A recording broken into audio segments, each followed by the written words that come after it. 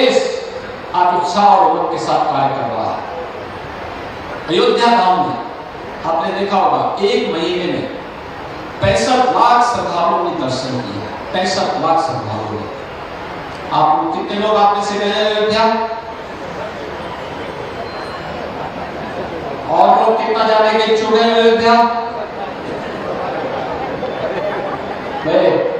ऐसा नोट करो, हमें 1 सप्ताह के अंदर 100 अयोध्या ले जाने की तैयारी करो। सब दर्शन करो। चुनाव की घोषणा के पहले ये सब लोग दर्शन करके आ जाए। एक बार जाके देखेंगे 500 वर्षों के बाद अयोध्या के लिए, जैसे अयोध्या के लिए 1990 के दशक में आंदोलन होते थे कि रामलला हम आएंगे, मंदिर वहीं बनाएंगे, और अब तो रामलला भी आ गए हैं, तो कम से कम दर्शन करके तो जाएंगे, ये व्यवस्था करो।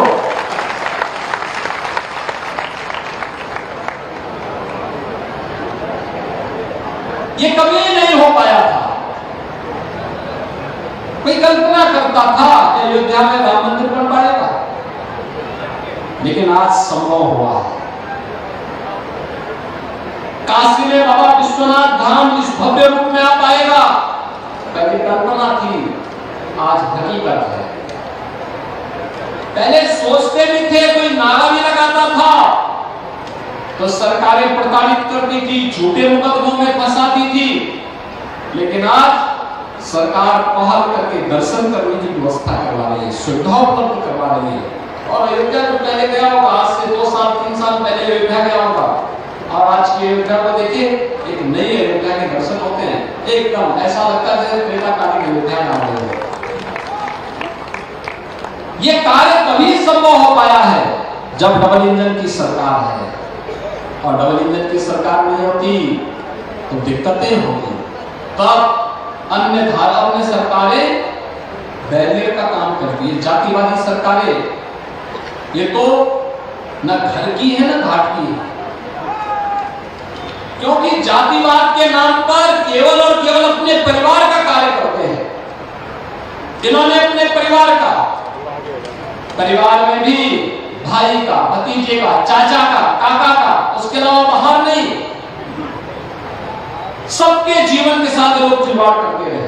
नौजवानों के साथ, किसानों के साथ, श्रमिकों के साथ, व्यापारियों की सुरक्षा के साथ, बेटियों की सुरक्षा के साथ।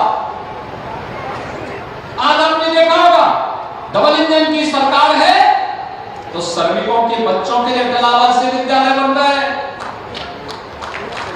कभी जाइए सहजनवा में अटल आवासीय विद्यालय देख के आइए कैसे बनता है, कैसे कार्य हुआ है। अटल आवासीय विद्यालय एक मॉडल श्रमिकों के बच्चों के लिए, अनाथ बच्चों के लिए। एम्स गोरखपुर कितना बड़ा संस्थान बन गया है, बीआरडी मेडिकल कॉलेज आधुनिक रूप में आ गया है, और ऐसे ही आयुष विश्वविद्यालय भी गोरखपुर में बन गया है। नौजवानों के लिए टैबलेट और स्मार्टफोन की सुविधा उपलब्ध हो रही है।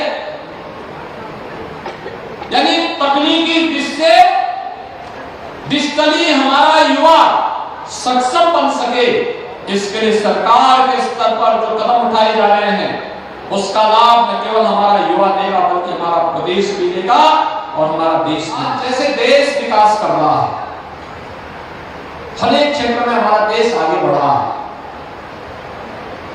चाहे वो सुरक्षा का हो, आर्थिक समृद्धि का हो, आस्था के सम्मान का हो, आजीविका का हो, जीवन के हर एक क्षेत्र में एक नए भारत का दर्शन दुनिया कर रही है। एक नया भारत, दुनिया उसकी ताकत को समझ रहा है। ऐसे ही उत्तर प्रदेश के बारे में भी लोगों की धारणा बदल चुकी है। अब उत्तर प्रदेश को कोई हेय दृष्टि नहीं देखता। ये जो चुनाव में तमाम लोग आएंगे, कोई जाति का सहारा लेगा, कोई झूठे वायदे करेगा, लेकिन हम लोगों ने जो कहा था वो करके दिखाया है, और जो कहेंगे फिर उसको करके दिखाएंगे। याद करिए, गोरखपुर की सड़कें आज तो अच्छी हुई है ना, अब पसंद आ रही सड़कें। ऐसे ही गोरखपुर में एम्स प्रारंभ हो गया है ना, फर्टिलाइजर का कारखाना प्रारंभ हो गया है ना, पिपराइच में चीनी मिल चालू हो गई ना, ये रामगढ़ ताल की तरफ आने वाली सड़कों के चौड़ीकरण का कार्य अब केवल रवि किशन की फिल्मों के लिए ही नहीं, आप भी परिवार में कोई मेहमान आ जाए तो घुमाने के लिए लेके जाना है तो रामगढ़ ताल की तरफ भी घूमने के लिए आपके लिए कस्तर हो गया है। इसके बगल में जू भी है, प्राणी उद्यान, चिड़ियाघर भी है। क्या नहीं है आज के दिन में गोरखपुर में, सब कुछ आपके पास मौजूद है और इन सभी आवश्यकताओं को पूरा करने के लिए कुछ कार्य चल रहे हैं, कुछ कार्य भी प्रारंभ होने जा रहे हैं, जिसमें पूरे जनपद के हैं। कौड़ीराम पुष्पुर मार्ग बहुत दिनों से मांग हो रही थी, आज उसका भी शिलान्यास हो रहा है। मेडिकल कॉलेज रोड से एजेंसी चौराहा होते हुए, हुमायूंपुर होते हुए गोरखनाथ मंदिर के गेट तक इस मार्ग के चौड़ीकरण और हवा फाटक में फ्लाईओवर, ऐसे ही अन्य स्थानों पर भी जहां जहां आवश्यकता थी उन सबको आज स्वीकृत करके फिर से गोरखपुर वासियों को उपलब्ध करा दिया गया है। खेल की सुविधाएं हो या बाढ़ के बचाव के लिए राप्ती नदी के तटबंधों की सुदृढ़ीकरण के कार्य को पूरा करने या उनके शिलान्यास के कार्यक्रमों को आगे बढ़ाने, ये सभी कार्य आप इसमें समाहित किए गए हैं। अन्य कार्य भी हैं जो गोरखपुर के लिए उपयोगी हो सकते हैं, गोरखपुर को एक नई पहचान दिला सकते हैं।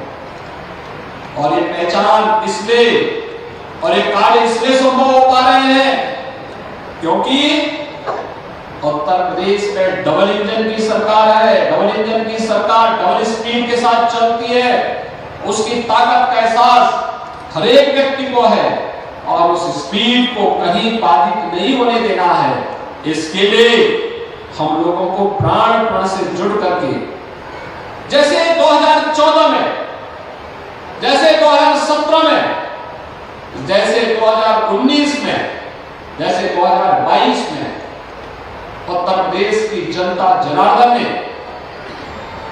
तय किया था कि मोदी जी का नेतृत्व हो, तो जनता जनार्दन ने आंखें बंद करके समर्थन किया। ऐसे ही 2024 में तीसरी बार भी फिर मोदी सरकार होगी। इस संकल्प के साथ हमें कार्य करना है, क्योंकि जब डबल इंजन की सरकार होगी तो डबल स्पीड के साथ हम कार्य करते हुए न केवल विकास के बड़े बड़े कार्य कराएंगे, नौजवानों के लिए रोजगार के अवसर उपलब्ध करवाएंगे, बल्कि इसके माध्यम से उन ढेर सारी सुविधाओं को, गरीब कल्याणकारी योजनाओं का लाभ हो या फिर किसानों के सम्मान का कार्य हो, ये सभी कार्य तभी संभव हो सकते हैं जब एक समान सरकार केंद्र में हो, राज्य में हो, नगर निकायों में हो, जिला पंचायतों में हो, ब्लॉक स्तर पर हो, ग्राम पंचायतों में हो। योजना को स्मूथली वहां तक पहुंचने में भी देर नहीं लगती, और नहीं तो पग पग पर बैरियर का काम करते हैं लोग। बैरियर नहीं चाहिए हमें, उसको ब्रेक थ्रू चाहिए, आगे बढ़ाने वाला होना चाहिए, तेजी के साथ आगे बढ़ाने वाला। और उस ब्रेक थ्रू के लिए आवश्यक है कि फिर से तीसरी बार मोदी जी के नेतृत्व में डबल इंजन की सरकार केंद्र में बने, मोदी जी के नेतृत्व में भारतीय जनता पार्टी की सरकार बने। इसके लिए विकास की योजनाओं का लाभ अनवरत रूप से आने वाली पीढ़ी को भी प्राप्त होता रहेगा। इसी के लिए आज एक बार फिर से मैं गोरखपुर में आया हूं।